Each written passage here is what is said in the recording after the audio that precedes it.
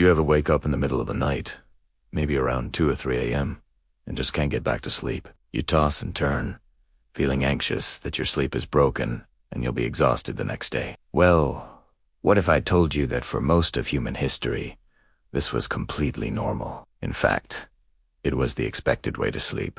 It sounds strange, but historical records, diaries, and even medical texts from before the 18th century all point to a fascinating pattern. Segmented sleep. People didn't aim for one long, uninterrupted 8-hour block like we do. Instead, they had what was known as first sleep and second sleep.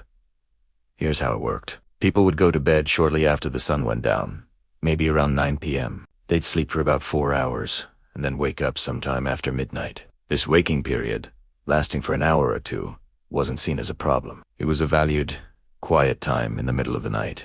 People would use this interval to pray, read by the fire, reflect on their dreams, or even visit neighbors. It was a peaceful, meditative part of their day. After this interlude, they would go back to bed for their second sleep, waking up again at dawn.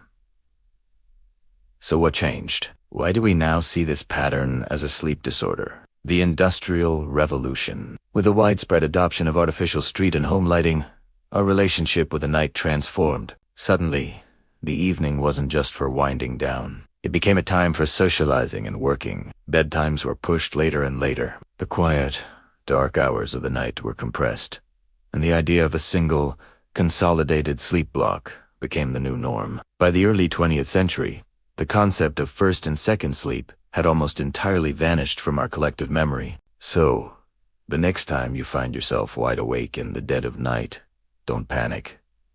You're not broken. You might just be tapping into an ancient, natural sleep rhythm that your body still remembers. Maybe instead of fighting it, you can embrace that quiet moment of wakefulness. Perhaps our ancestors were onto something all along.